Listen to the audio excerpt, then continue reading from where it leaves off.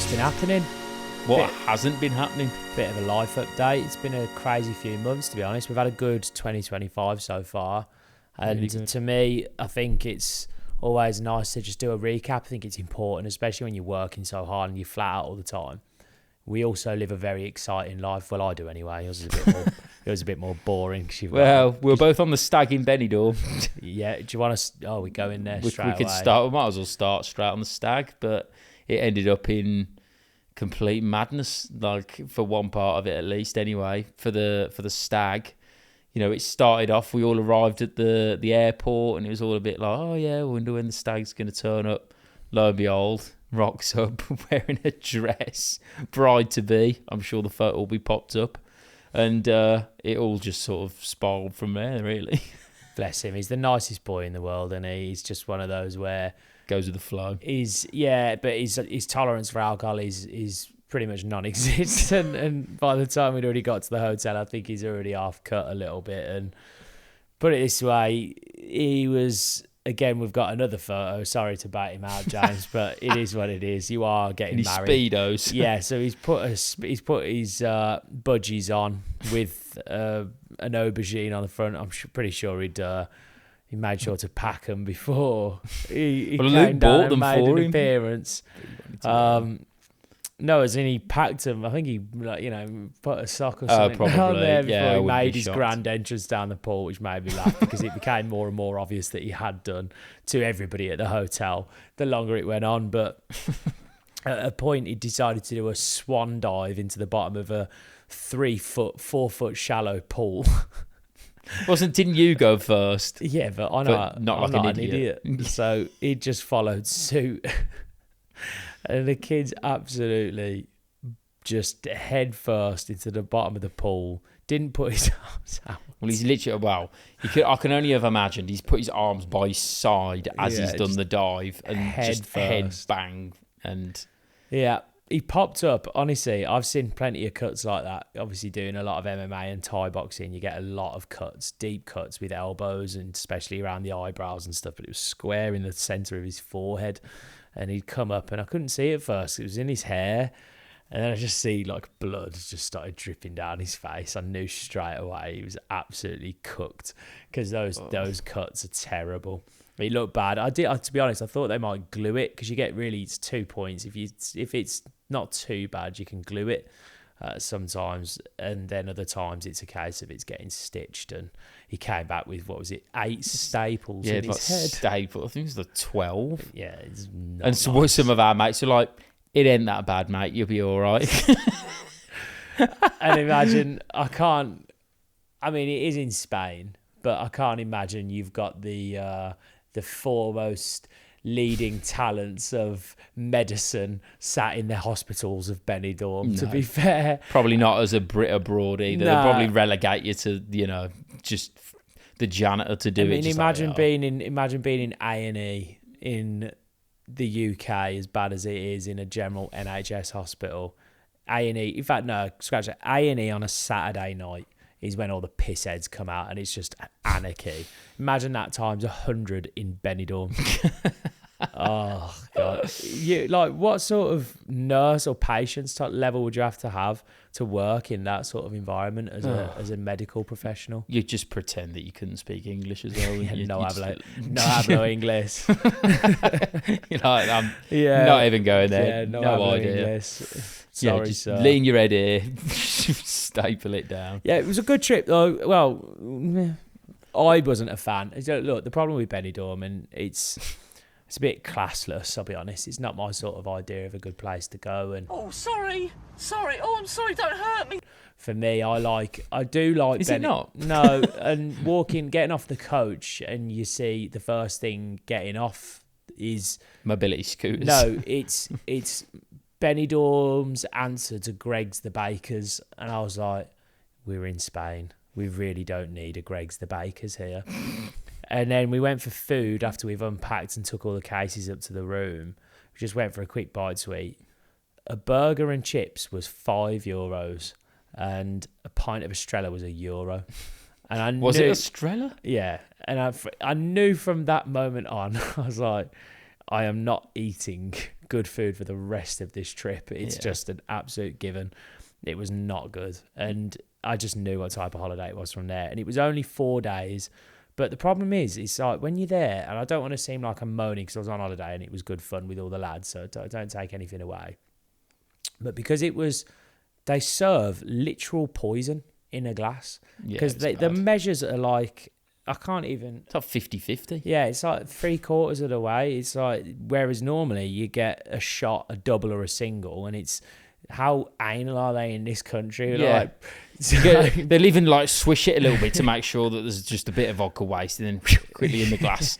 I'm sure some of them even have like little fillers, don't they, in the bottom of the double glasses to make it less than a double. But it is what it is. But in Benidorm, it's just they're there like holding eye contact, just pouring the drink as if they're carrying out a murder charge.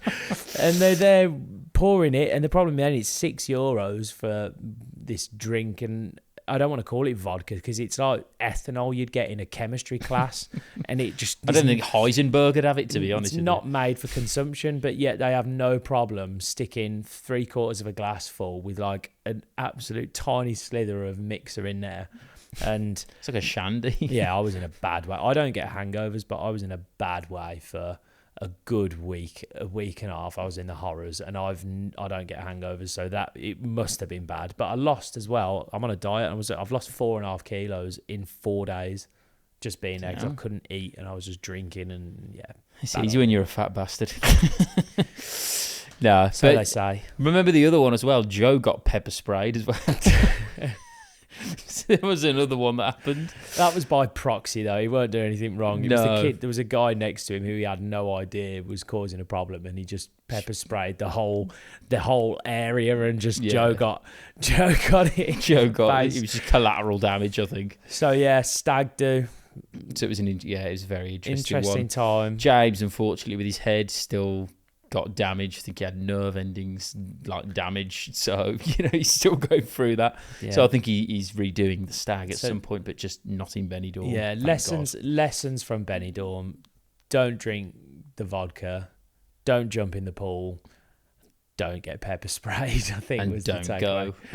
Just don't go. Don't go in general. Also a good shout. Another big one. Obviously, we've been traveling a lot for business the last few weeks. Months rather. Arizona, Miami. You missed Miami because I just thought I'd let you lead the way on that one. Yeah, I think you just bottled it last minute because you didn't want to upset your girlfriend. But Miami was nuts. Miami's a great place to go, and we'll go back obviously at some point. But there's a real Latin feel to it because obviously, or Latino feel to it. It's very because of Cuba being off the coast. It's so close. It's only a short, something weird like 50 or 60 mile off the coast, and you can literally feel that Cuban touch to the sort of communities because you've got so many Spanish people there. I'm not saying they've come over from the border over a wall in Mexico. We're going to build the wall. We have no choice. We have no choice. Like Donald Trump would say. But let's just say you can feel that vibe there, which for me, I really like. I like that culture. I love the food. I think it's great. So it was really nice. But then when I first got there, I'll put like a picture or a video of a short when I was walking around in the background, and I'd booked into, it must have been like the slums of Miami because it was bad to the point where all the windows of the shops were like had bars up against them. And yet they'd still charge me like £1,600 for something like 6 days, 5 days. So it wasn't cheap. And obviously I'd got there, and being me, I was thinking to myself, I'm not staying here. But it's past the point with it being an Airbnb where the inside of it was sold as seen. The inside was lovely. It was just the area that it was in was a shithole, putting it bluntly. So I had to devise a plan, and you have to be savvy with these sorts of things because you can't just approach the owner of the B&B and say, I don't like the area it's in, because the reality is that's your responsibility to know and look at the area that you've booked. The actual place itself, there was no problems or complaints with. It was just what it was. So, master plan. I ran to the gym, And as I'm walking there, I can tell what type of neighborhood it was. And as I've come back, I've had a great idea to contact the Airbnb hosts and say that I've been robbed or there's been an attempted mugging. And they all like approached me with their hoods up and their faces covered, tried to rob my phone, tried to rob my money, and I managed to fight them off. I'm doing some sweet bung sound moves. I'm a little better than everyone else here. And sent them this sob story. It sounds really bad now, but the reality is it's their fault not for putting at in all. a shit area. But yeah, I'd sort of I've told a white lie and said that these 4 masked hooded men had attempted to rob me, and I'd managed to fight them off, but I felt unsafe, and they were really good about it. They asked me if I wanted to continue staying there. I said I didn't feel safe. I had like lots of expensive stuff there, and they gave me all my money back, bar the one night that I was there that I said, no, please let me pay. So, and I left a $100 tip as well as a thank you. So I did give them that, but then I moved into downtown, into Brickell. It's a bit better. Now we're talking. Yeah, Brickell's wicked. So the clubs, the restaurants, bars, vibes, the energy, the cars, the people. It's like, yeah, it's real. That's proper Miami. It's real happening. Yeah, it's good. It's a really good place to go. So again, a lot of tourists there that are coming to visit, and a lot of Americans go there for like a holiday destination. It's a big thing in America. They tend to not leave America. They holiday A lot of them don't have inside. passports, do Yeah, they? they holiday inside. But Miami's absolutely wicked. So went for the Andy Elliott sales seminar. That was really good. Very insightful. Learned a lot. And then managed to get myself home in one piece and not have a hole in my head after jumping in the pool whilst drunk. And then we were on to Arizona, which was another fun trip, where we had Andy Elliott again teaching us more about leadership. And again, that place there, I mean, you did have a touch when you booked, because we were there for my birthday. We were there on my 31st. Yeah, was it 31st or 30th? I don't remember. Forget your age at my age now. But yeah, then we went to that steak restaurant, Boatsamin and Bones. I can't remember because I was talking about it the other day, and that was unbelievable as well. And then they sorted me out a dessert. I've got and very then good. we're onward on from there. No, I've got very good taste. Do you know what it is? I love booking. If I'm going away, I like to. We've always been very, very lucky with how we've been raised. Our dad's worked super hard his whole life to give us a lifestyle that most people would be envious of. You know, it's nothing to brag about, but we're lucky, and you have to recognise that we are lucky, and we have been brought up in a real privileged circumstance of upbringing, that we've got 2 parents who are still together. Our dad, who was a business owner, very successful. And so when we get to go to these places, you look for the best. You know, the best restaurants, the best hotels. I mean, yeah, I had a bit of a mare in Miami, but it was quickly remedied. But you look for the best, and we managed to find that. And that's why when I'm going to these places, I like to try and find, it doesn't mean I'm spending silly money, but most people fail to realise, like, for example, perfect Miami, I've just mentioned it. I spent £1,500 staying in what was essentially a nice-ish Airbnb in a terrible area, and then I spent £1,300 on an incredible Airbnb in a 10 times better area. Yes, if it was for one day less, but the money equaled exactly the same amount. So it's not about the money, it's just about being smart about where you're booking and how you're booking, and looking at what you're doing. And when you're booking hotels, there are deals out there to be had, but most people just book the first thing they see and don't put enough time into it. So Arizona was another one. I made sure that we got that spot on. Well, our dad gave us a good top tip when it comes to hotels, and he was saying try and find out when the hotel was built. That's a good top tip, because if the hotel's only recently built, you know that everything's going to be new.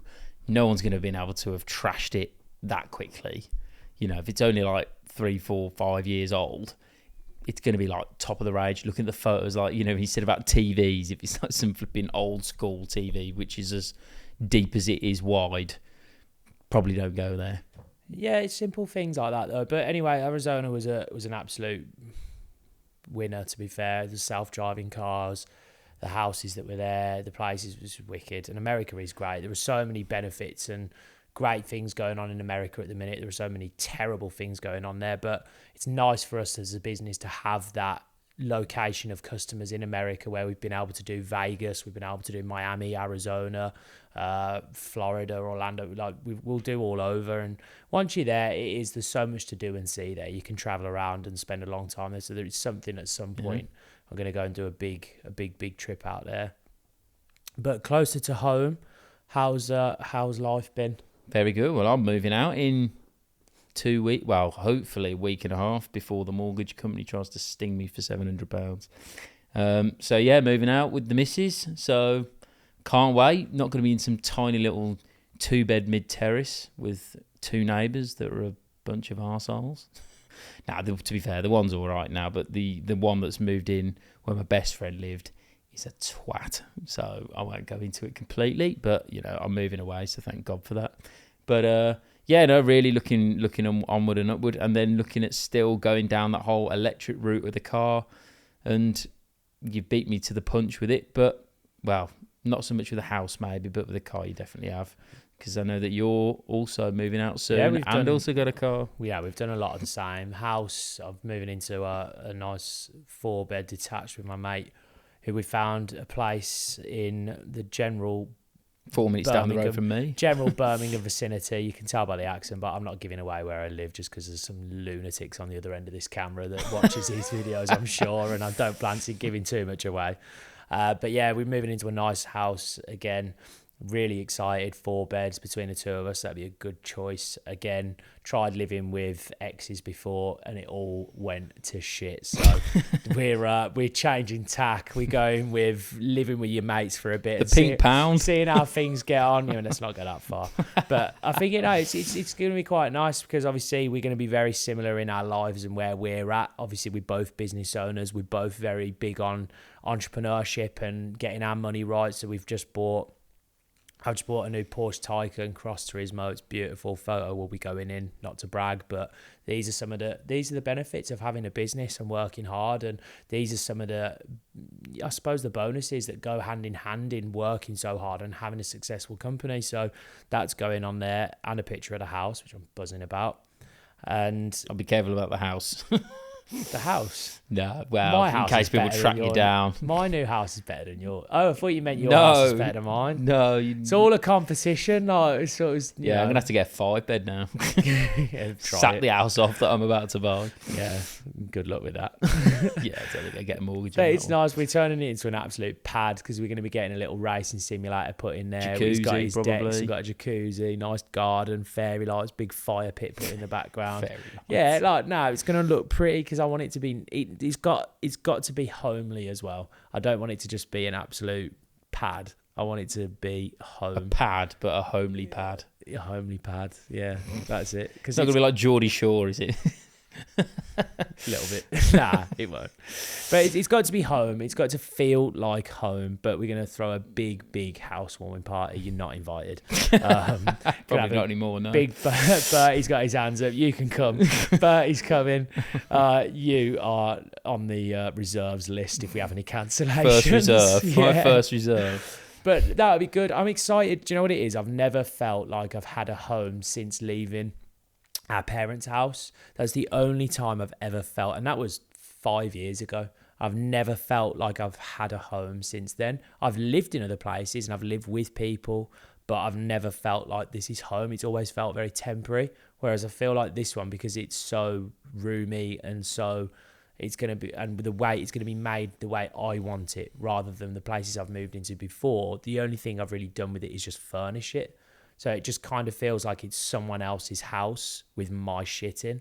And it just doesn't feel very homely. Whereas this one, it's going to be my design, what I want to put in there, it's going to be all ours, and it's all brand new. So no one's been in there before us. It's all been completely done out. Genuinely though, I say it with the utmost sincerity. It's going to be really nice to have something that I foresee as a home away from what was originally home with our parents. It will be our own little sanctuary, where you feel relaxed, you feel calm, you feel at peace, because I've not really felt that since moving away. And it is a big thing to move away from your parents and try and find or discover home. And you did it different. I mean, how did you feel when you moved out? Oh, I was straight away, just instantly like, this is unreal. It got to a point where I was like, I need to just be in my own space now. And You know what Dad was like? I mean, Jesus, without a mum, flipping hell, that would have not ended well. But how did it immediately feel like home? I mean, yours was Yeah. different because you purchased your house. No, it did, instantly. I was like, and also I was right next, me and Adam moved out at the same time, didn't we? So we both had our own houses next door. So it was kind of like a little bit of home was still next door because I was next door to my best mate. So, but yeah, because like you said, I'd gone through the whole mortgage process. I'd gone through all of these, like, mortgage advisors, then solicitors, and then all this stuff, and then getting a key, and you go in, you had your bottle of champagne, it was probably Prosecco, but, all that sort of stuff. And then when I was in, even though there was no furniture in there really to start with, other than just a load of rubbish from Mum and Dad's house, it was kind of like, even when it was on the floor with just my bed, it was like, oh yeah, this is my house. So yeah, no, it was like from day one, but because I wanted to leave as well. See, I hadn't lived on my own until where I am now, which was obviously, but it's an apartment. So I'd gone minimalist because I'd thought the best thing for me to do is now I'm going to be on my own, is find somewhere low maintenance, low upkeep, still cost a fortune, and been way overcharged for it, and I was renting. But before that, I was living with a lunatic. And Was she? yeah, just a bit. And then after that, obviously having an attempted sort of family with someone that obviously didn't really work out and never felt like that. So it was very forced. So again, not really feeling like home. So then moving into this place where I'm at now, before I move into this new house, it's obviously been an apartment. It's only 2-bed, very small, brand new. Everything again was newly refurbed. It was the first one in it. But it just felt very like boxy, and I felt like I'd got Stockholm syndrome, and you're just trapped inside a single place. It just didn't feel nice. It didn't feel homely. It was very small. I felt like Harry Potter living under his cupboard at the Dursleys. You know what I mean? It's like you can't really call it home. He lives under the stairs with a bunch of arseholes, and it's just not really home. So yeah, fingers crossed where I'm moving to next is going to feel like home I think for the it first helps time. when you've got someone else who you're either friends with or mates with. I live next door, but you're in the same house with your mate, so it's going to seem a lot better because you'll just do your own thing when you want to, but then you got someone there when you want to do something else. Just got to not get under each other's skin. Hopefully that doesn't happen. Yeah, fingers crossed. It's a new experience living with a friend, so fingers crossed. But I think it'd be good. Like, we're very similar in our values, very similar in our interests and hobbies. So again, it'll all come together, and it's nice to have that when because obviously it's been a bit rushed in terms of I haven't known him long, but again at the same time someone you can learn. You didn't know your ex long either. You moved in with her. That all worked out well. Very different. Yeah, again, very different. I don't think sometimes it's a lot. It sounds weird. Like you said, with your best mate living next door. I think lads can just we ain't really. It's less drama. It's less drama, innit? It's just nice and simple. You just if you need something doing, you just get it done. There's no emotions. It's just what do we need to do? That. Should we do it? Yeah, go on then. It's just simple. Whereas I'm not going to finish the comparison with sometimes Gonna get in women, trouble. but I think anybody watching that does live with a woman, it's a more delicate situation. It's a good way to frame it. And you're never right. She's always wrong.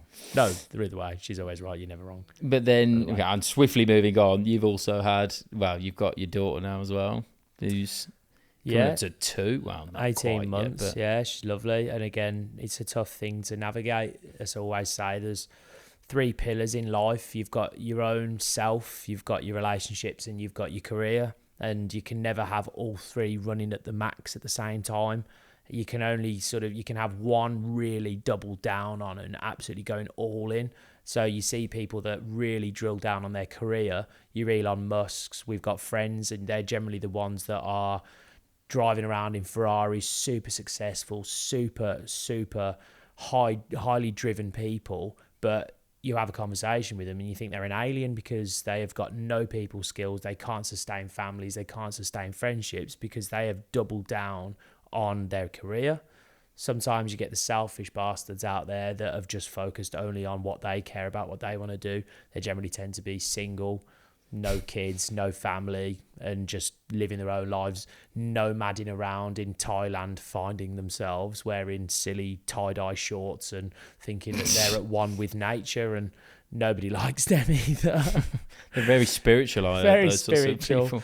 Yeah, but then you've got obviously your relationship people, which obviously they prioritize friendships, partnerships, and their love relationships, which is nice. And I think there's a balance. I think life's about balancing the three. Sometimes you've got to go all in on your career. Sometimes you've got to look at your personal situation and focus on yourself a little bit, because otherwise, if you're not ever doing anything for you, I think your mental health starts to suffer a little bit, and you're not actually depositing back into yourself and your own life. And then there are other times you need to stop being selfish and give back to your family. So having a daughter, it does change that Dynamic. It changes that dynamic. It tips the scales a little bit, but obviously, not being a family or being with a mom, and the situation around Aria being brought here is again a bit different for the standard family way of finding someone, falling in love and having a kid and a family. But yeah, it's unfortunate, but I suppose it is now more common than it ever used to be. So it is, although it's not standard, it's still more common. Yeah, and it's nice, but because at 18 months now, I find myself, the relationship with her is very much starting to become stronger, because I feel more involved and more.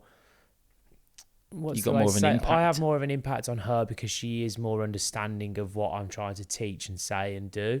Whereas obviously a mum, the first 12 months, and I take my hat off to every mum out there who is just the mom, because it's the hardest job in the world. It's up there with there's so much stress and responsibility and headache and panic and concern, worry. Every emotion under the sun goes into looking after this little being that you've created.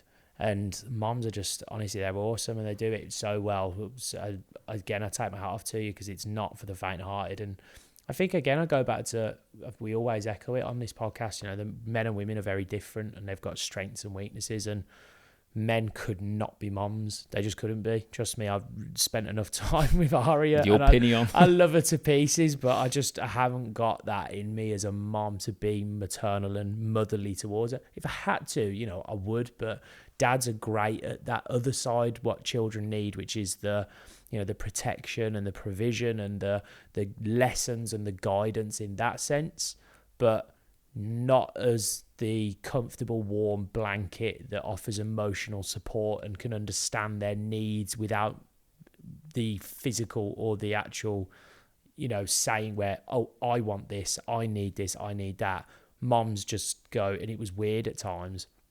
I remember, my ex used to say, oh, she needs this too, and she needs that. And I'm like, how do you know that? How do you actually know that? It's like, well, I can just tell because she's pulling her face. I'm like, she's not doing anything, and she's crying. It's like a sixth sense. It's crazy. So again, yeah, so take my hat to all the moms out there. Well done, you. But it's not for the faint-hearted. Well, one of my mates as well, the one that did crack his head onto that one, he's got his wedding coming up. So hopefully he's, lost his lisp after he's knocked his head. But yeah, that's in about another month. So another wedding coming up. Got to be getting tuxedos for that one, apparently. Yeah, I've already got one. I'm buzzing for it. I love getting dressed up. Honestly, I think men nowadays have lost that old school, traditional gentleman style way of dressing. I think being smart and looking really sharp and crisp in a nice suit, I think we should bring it back. Although when it's as hot as it is outside today, recording this, wearing a suit now, I'd be face first in a plunge pool after this. I'm boiling. It's what that Jordan Peterson said, hasn't it? Everyone just goes to all of his conventions or any of his speeches or talks. Just there's no dress code, but everyone just turns up in suits. Or like if it's a woman or a lady or whatever it might be, they're in like nice smart dresses or whatever. And it's like just because of the way he dresses and the way that he kind of addresses his audiences, he's just cultivated this suit wearing smart thing. And I agree. I mean, you look back at all the old videos from like the 1950s or whatever, and it's like everyone's in suits and hats and ties and dresses and all this sort of stuff. And yeah, bring it back. I don't know. It won't happen. We got too many people with trousers dangling off the end of their arses, wearing like men wearing handbags, and I I'm don't know that Dad's got one. I'm wearing hoodies and masks, but either way, I'm sure it'll all come full circle. But yeah, we've got what else we got coming up? We've got the I had a big one. I lost tickets to Oasis. I meant to be going to them, and that was a sore subject for a while. I was meant to be going. It got cancelled because the person I was meant to be going with had a, let's say, a personal family emergency, and had to get rid of the tickets and trade them in. So I'm not going, but I am going in September. So fingers crossed they haven't killed each other by then. Well, thankfully, at least you're going. I can't even go. But yeah, but you didn't get tickets. I know. Well, it's very upsetting. I'll have to still just see if I get can rob yours. They're like £800 each, but everyone that I've been to has said that it's amazing. It's a really good reunion of two people who said have absolutely smashed it. I love their music. So you wouldn't even care anyway. You only know about 4 songs. It's not even 4. No, all of them. Word by Name word. 5. Champagne Supernova. 1. Don't Walk Back in Anger. Don't walk back in anger. That's a great start. Yeah, don't walk back in anger. You know what it actually is? Don't Talk. Oh, What is it again? I can't actually remember. Sing it, you'll get it. Just don't look back in anger. There you go. That's what I said. Wonderwall. Yours, though. 3, yeah. And the other 2. Nice. Good. Right. You'll mention it. I just can't picture them in my head. Yeah, Don't Walk Back in Anger's now the new Oasis. Legendary. I think I need to go up on stage and sing it myself. Legendary singles, Don't Walk Back in Anger. I love it. All right, okay, yeah, so we know you're not going to Oasis this year. I think the final one, I've got Ibiza coming up as a new little trip away. We've got a stag in Ibiza September, we hope, provided that still happens. That'll be another one. And then the other one, we had a big business conference, didn't we? BizX. We got to see a load of great speakers. Gary V, Daniel Priestley. Simon Squibb. The brilliant one. That was a little tee up. That was because I think if you've not watched our other video from the other week, go and give it a watch because we had a great interaction with Simon Squibb. Long story short, guy's a bit of a con artist in a sense. Giving it large, watch your dream. I'm here to help. I'm here to make your dreams come true. And I don't know whether his... well, he's just helping Jamie Oliver now. I don't know whether his lamp was a bit rusty because when I gave it, a rub to make a wish and come out, he just was nowhere to be seen. He was servicing everybody else and sorting their dreams out. So, again, I go back to the video. Don't make promises that you can't keep. I'm sick of people that say they're going to do something and then never do it. And then even try and guilt trip you into saying that they are going to do it or they were going to do it and then they never did or never. I go back to the nerve. Do you know, that was like manipulation. Manipulation, narcissism, that was. We got gaslit into thinking it was our fault for not doing enough because he didn't reach out to us. Literally the most ridiculous thing I've ever heard. I'm like, it's like top level 10/10 gaslighting. In fact, I've almost learned something from him. Just incredible scenes from Simon Squibb. So thank you for keeping that one interesting, mate. But yeah, do we want What's Our Dream? Yeah. Don't worry about it, mate. We don't want your help anyway. Yeah, we know you ain't going to help it. So yeah, piss off. All good. But yeah, business is flowing at the minute. We've had a great record month, as we've said, 700 grand in a month. So we're aiming towards 8 figures in turnover in the next 3 years. So we're sort of sat mid-5 at the minute. Sorry, mid-7 at 5 million. So we had a record month, 700k in a single month, carried by me. Great month. It was about time sales. we did a bit of catching up. It was, but yeah, great month in sales by both of us. So 700 grand in a month is an 8.4 million turnover if we could extrapolate that and copy it month by month. So we're really happy. Yeah, business is going good. Family, houses, cars, everything seems to be ticking over. I think traveling away, Arizona, Miami, Vegas. I've been to Geneva this year. I'm going to Ibiza. Benidorm's a bit of a shit one, but you've got to surrounding yourself with the right people in the right environments. And if you're in an environment breeding success and everyone's trying to better themselves, then you're just going to end up emulating and doing the same thing and bettering yourself. Just on the flip side, if you're in an environment where everyone's going, oh, this is rubbish, no, we can't do anything, and oh, life's rubbish and we can't do anything, or taxes and this and that, then you're just going to end up being, again, like another person that's just saying that same stuff and emulating, go, oh, it's all rubbish and all. You don't want to be around it. Controversial one. But that's why do you think so many people are jumping on a dinghy and crossing the channel? Because the reality is, it's a fact. It's like people come here and we've got so many people complaining about life in this country. Yeah. You know what we should do? Send them to Gaza. Send them to Ukraine and go and see what you've got to complain about over there. And they'll soon come back on a dinghy going, oh, yeah, I'm just trying to seek asylum. Oh, are you? I wonder why. Because you sat here complaining. You should be exiled. If you're complaining in this country about anything, you should be exiled. Get out all the moaners, apart from me who's moaning right now. But get them all out. If you're complaining about your lifestyle, you're complaining about how you're living, and you're living in this country, in one of the richest countries on planet Earth, with the literal limitless opportunities for you to succeed and go out there and create something for yourself, whether it's a business, whether it's a new company or a product or a service, whatever you might want to do, whether it's with a friend, whether it's with family, whether it's on your own. So many resources for you to do whatever you want in this country, and all people seem to have the time to do these days is complain, and it throws me. It really does. So we're out here living our life, as you can see from this episode, traveling all over the world, going on holiday, having fun with our mates, enjoying life, but working hard, seeing the fruits of our labour, new cars, new houses, and call it, being arrogant, or call it showing off, or whatever, chauvinistic, whatever you want to say. We're not doing it for that, but this is an example of two people that are living in the United Kingdom who are pushing, working hard,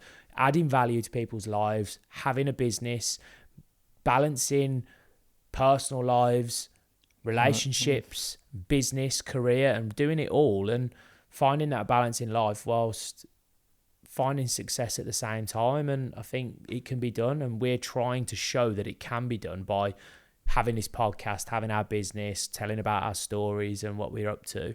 And it's there for the taking. Just go and take it, and if you spend less time complaining and more time doing, you'll soon be getting called out by Simon Squibb. Well, the more complainers there are, the more chance you've got to actually stand out and do your own thing and be against the grain, rather than just being another one of the people going, oh, well, it's all rubbish, I can't do anything. Then just being a part of that cohort. You want to be a part of the 1% of people that are actually going, actually, you're saying it's all rubbish. I'm going to try and do something to make things better, not worse. Yeah, you're not even wrong, to be fair. We're doing this podcast to inspire and help people learn about business and find success. It's better for us, for more people to be stupid, moaning, miserable, and complaining, because the competition is weaker for us to, by all accounts, do better. So there's less people that are going to be starting businesses like ours. We've just done a whole episode talking about our business model and how we do things, and that'll either be out now or it'll be coming out in the next couple of weeks. And reality is, we're here to help and give back and help inspire and get people started in business and find success, but can't help everyone. If you want to piss and moan your life away and pretend like your life's all falling to pieces and you're living in a country as great as the United Kingdom, then you have got zero hope, because it could be much, much worse. You could be living in Iran and a literal missile is being exploded outside of your bedroom window, and yet you've got the nerve to sit and complain about what's happening in this country. Wake up, people, and just go and do your own thing, find some success, stop fucking moaning. All from you.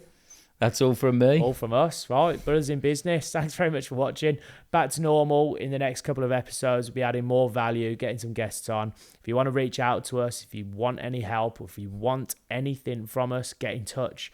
Brothers in Business across all social platforms. Look forward to hearing from you. Remember, like, comment, subscribe. We'll see you in the next video.